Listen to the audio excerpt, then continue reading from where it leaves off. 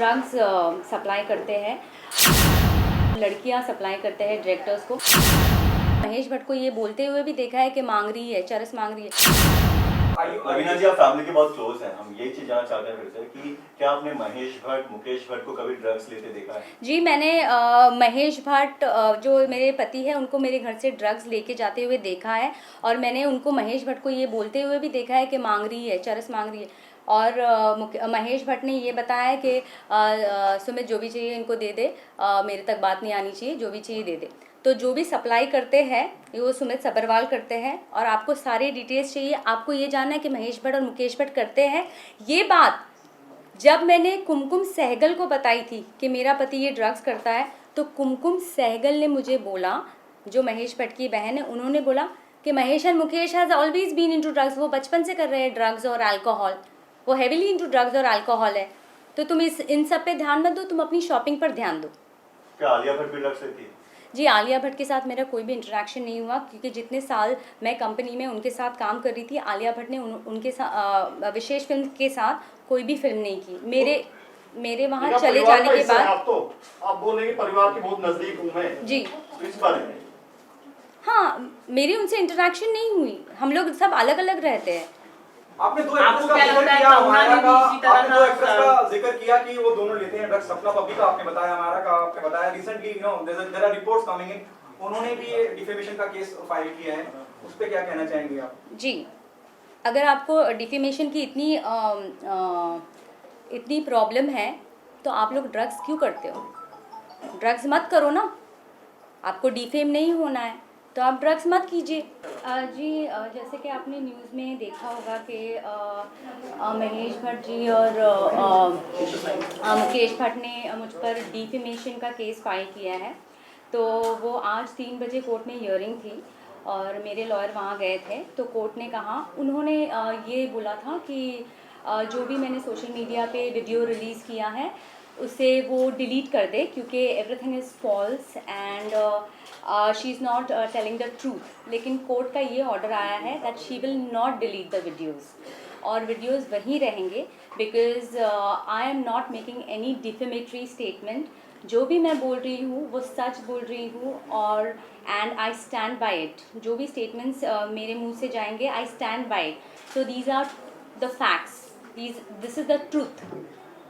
लवीना जी, बताइए कि क्या पूरा मामला है, क्या शिकायत है आपकी महेश भट्ट और मुकेश भट्ट की फैमिली से? वेल देखिए, मेरे और मेरे हस्बैंड का जो डिस्प्यूट हुआ था वो 2016 में हुआ था।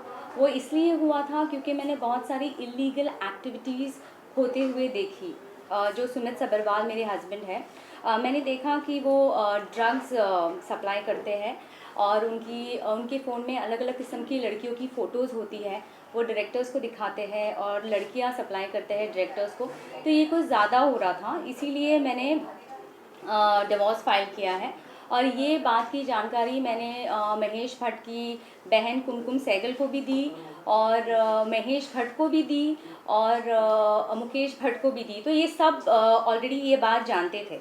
तो जब मैं महेश भट्ट के ऑफिस में गई ये बात बताने, तो महेश भट्ट मुझ पे चिल्लाने लगे। पहले तो उन्होंने बोला मुझे कि ओ बेटा बेटा आओ आओ कैबिन पे आओ, क्या हुआ क्या हुआ, ऐसे मुझे बोलकर कैबिन में अंदर बुलाया। और फिर वो मैंने उनको बताया कि सुमित ड्रग्स करता है, सुमित लड़कियां सप्लाई करता है, ही इज़ इनटू प्रोस्टिट्यूशन।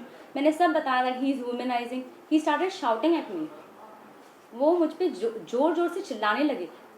उन्होंने मुझसे कहा कि वो जो भी करता है तू बीच में मत आ, ये सब के बीच में तू आएगी तो तुझे और तेरी पूरी फैमिली को ख़त्म कर देंगे, ऐसा उन्होंने मुझे स्टेटमेंट दिया। और उसके बाद वो मुझे ज़ोर ज़ोर से गंदी गंदी गालियाँ देने लगे।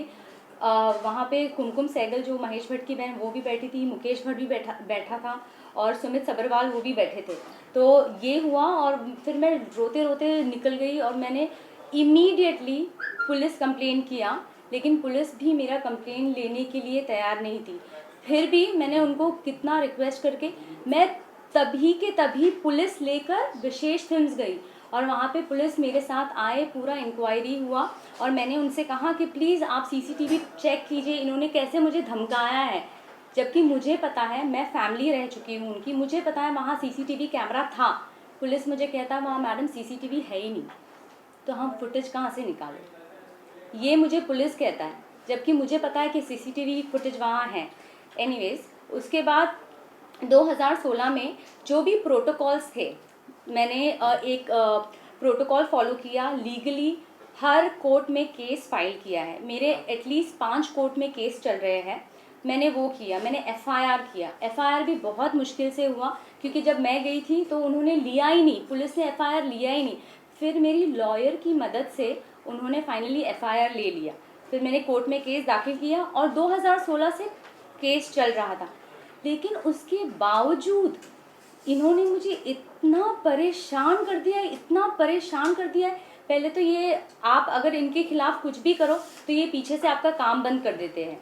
सबको बोलते हैं इसको काम मत देना, ये उनकी पुरानी आदत है और ये मैंने देखा हुआ है। और इन्होंने ये बहुत लोगों के साथ किया है, एक्टर्स के साथ, डायरेक्टर्स के साथ, कंपोजर्स के साथ। आप, और जो भी मैं बोल रही हूँ ड्रग्स वगैरह, ये सब ने देखा हुआ है विशेष फिल्म में।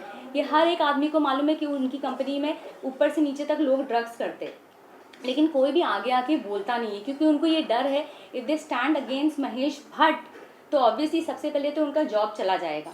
तो ये लोग आपको आइसोलेट कर देते हैं। इन्होंने मेरा जॉब ले लिया, फाइनेंशियली आपको तोड़ देते हैं। फिर इन्होंने मुझ पर मेंटल प्रेशर क्रिएट किया, मेरे घर पे घुसने की कोशिश की। महेश भट्ट की बहन और पूरे बिल्डिंग वाले मेरे घर पे मुझे मारने आए थे। मुझे इतना परेशान कर रही है हर तरह से। फिर मेरा खाना रोक दिया इन्होंने, मेंटली मुझे इतना परेशान किया। मेरे बिल्डिंग में हर जो भी मेंबर्स हैं उन सब के घर पे खाना वॉचमैन रखने जाता है। मेरा नीचे से डिलीवरी बॉय को धमकाया जाता है, इसके घर में खाना, दूध, दवाई, मेरे पेट का सामान कुछ भी यहाँ डिलीवर नहीं होगा। उसका मेरे पास प्रूफ है, जो कि मैंने सोशल मीडिया पे डाला है दूध वाले का। और मेरे पास वॉचमैन का कन्फेशन है, जहाँ पे वॉचमैन ने ये बात बोली है कि मैडम सिर्फ आपके घर में सामान रखने को मना किया है, बाकी हम लोग सबके घर में सामान रखते। तो इस तरह से मुझे बहुत प्रेशराइज कर रहे, मेरे पे सूट फाइल कर रहे हैं। जबकि कोर्ट ने सारे रिलेशंस देखे हैं और मैं उनकी रिलेटिव हूँ, ये मानकर कोर्ट ने वो घर, जो करंटली मैं जिस घर में रह रही हूँ वो मेरा मैट्रिमोनियल घर है, कोर्ट ने ये ऑर्डर दिया है कि मैं ही उस घर में रहूँगी और मुझे पुलिस प्रोटेक्शन मिलेगा। उसके बावजूद ये मुझे परेशान कर रहे हैं। और अभी हाल ही में महेश भट्ट और महेश भट्ट की बहन कुमकुम सहगल और उनके बेटे ने मुझ पर सूट फाइल किया है मुझे घर से निकालने के लिए। क्यों भाई, आप 10 साल तक सो रहे थे, मैं 10 साल से उस घर पे रह रही हूँ, वो मेरे पति का घर है। आज आप आके बोल रहे हैं वो घर आपके बेटे का है? नहीं, ये सिर्फ मुझे हैरेस करना चाहते हैं। अभी भी मुझ पर डिफेमेशन केस फाइल किया है। डिफेमेशन किस पे होता है? किस पे होता है डिफेमेशन? जो झूठ बोलता है। मैं तो फैक्ट्स बता रही हूँ, मैं ट्रूथ बता रही हूँ। क्यों कर रहे हैं मेरे पे डिफेमेशन फाइल? हाँ, और मैं आपको, अगर आपको और भी जानना है तो मैं रिक्वेस्ट करूँगी CBI, NCB, ED, ये सारी जो मुंबई पुलिस, ये सारे जो एपेक्स इंस्टीट्यूशन है, अगर आपको जानना है ड्रग्स के बारे में, मैंने तो फ़िलहाल जो भी नाम आउट किए हैं वो मैंने देखा, और भी बहुत बड़े बड़े नाम हैं। और आपको अगर ये जानना है तो प्लीज़ आप सुमित सबरवाल, जो मेरे हस्बैंड हैं, जो 20 साल से विशेष फिल्म में काम कर रहे हैं, आप उनको बुलाइए, आप उनको क्वेश्चनिंग कीजिए, आपको सारे नाम मिल जाएंगे। और आपको डर नहीं है ना, तो आप दिखाइए, आप सबका फ़ोन, महेश भट्ट से फ़ोन लीजिए, मुकेश भट्ट से फ़ोन लीजिए, इनके फाइनेंशियल स्टेटस चेक कीजिए, घर चेक कीजिए, इनकी कंपनी चेक कीजिए, इनकी हर एक चीज़ चेक कीजिए। बुलाइए ना इनको क्वेश्चनिंग के लिए, आपको पता चल जाएगा, क्योंकि मैंने तो सब कुछ देखा है अपनी आंखों से और वही मैं बता रही हूँ। आपने कहा कि पुलिस के बारे में आपने कहा कि पुलिस ने एफआईआर ले ली, क्या हुआ था? पुलिस ने क्या काम नहीं किया था? पुलिस स्टेशन एफआईआर जो आपने करवाया था, ये जो महेश भट्ट और मुकेश भट्ट के साथ आपने जो गाली गलौज हुई थी उसके बाद करवाया था, और क्या एफआईआर में इन दोनों का भी नाम है? जी, मैंने एफआईआर मुकेश भट्ट, महेश भट्ट सबके लिए बोला था, लेकिन मेरा स्टेटमेंट लिखा नहीं गया। आज मैं वो वर्सोवा पुलिस स्टेशन है, आज मैं पुलिस स्टेशन में जाती हूँ एक वॉचमैन के बारे में कंप्लेन करने के लिए कि वॉचमैन दादागिरी कर रहा है, मेरा सामान ऊपर नहीं भिजवाता है। वो मेरा कंप्लेन नहीं लेते।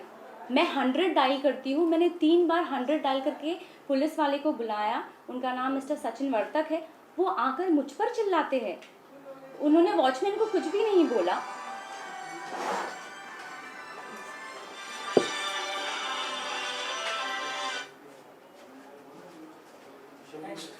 लवीना जी आपने बोला कि- Sorry, one second. I'll just keep my phone on silent. एक मिनट लगे ये घुमा के एक पीछे घुमा के चल रहा है ऊपर ऊपर हां बस उसका आवाज कम आईने स्पेशल ऊपर हां Can I continue? वो edit You can edit that. मैं ये पूछ रहा था आपने जो कहा कि पहले एफआईआर नहीं ले रहे थे पर वकील ने जब इंटरफेयर किया तब आपका एफआईआर हुआ। हम जानना चाहते हैं क्या उस एफआईआर में आपने महेश भट्ट और मुकेश भट्ट का नाम भी डलवाया था? नहीं, वो नहीं ले रहे थे। पुलिस जो लॉयर ने मैंने तो बोला था, मैंने स्टेटमेंट में बोला था मुकेश जी और महेश भट्ट का नाम, उन्होंने नहीं लिखा। मैंने आज वॉचमैन के लिए भी कंप्लेन लिखाया था। मैंने पुलिस वाले को बोला वॉचमैन दादागिरी करता है, वॉचमैन ऊपर आता है मेरे। वॉचमैन ने धमकी दी है, दूध वाले को बोला कि तुझे मारूंगा, यहाँ आएगा, ऐसा मैंने बोला। पुलिस वाले ने क्या लिखा पुलिस वाले ने ये लिखा कि बिल्डिंग में आना मना है, बिल्डिंग के रूल्स हैं कि सेक्रेटरी ने बैन किया हुआ है। ये मेरा स्टेटमेंट था ही नहीं। फिर उन्होंने पूरा पन्ना फाड़ दिया। मैंने पुलिस वाले को बोला आप मेरा स्टेटमेंट भी नहीं लिख रहे ठीक से, वो मेरा स्टेटमेंट लिख ही नहीं रहे। आपको क्यों लग रहा है कि आज मैं जनता के पास आई हूँ ताकि मेरी आवाज़ पहुँचे और जो मैं कहना चाहती हूँ वो सच मेरे ज़रिए डायरेक्ट जनता को पहुँचे? इसीलिए मैं आज बाहर आई हूँ क्योंकि अथॉरिटीज़ सुन नहीं रही है। और फिर उसके बाद भी मैं डीसीपी सर के पास गई, जो मिस्टर त्रिमुखे हैं, उनके पास भी गई कंप्लेंट करने के लिए। और मैंने उनको बताया कि ये सब हो रहा है, मेरा खाना पीना बंद कर दिया है, मुझे ये टॉर्चर कर रहे हैं। मुझसे सेक्रेटरी बोलता है कि आप 10 बार नीचे आओ सामान लेने। 10 बार नीचे इसलिए आओ ताकि वो पीछे से घुस के मेरे घर का कब्जा ले सके, इसीलिए मुझे बुलाया जाता है 10 बार नीचे। ये बात मैंने डीसीपी सर से कही, कोई एक्शन नहीं है।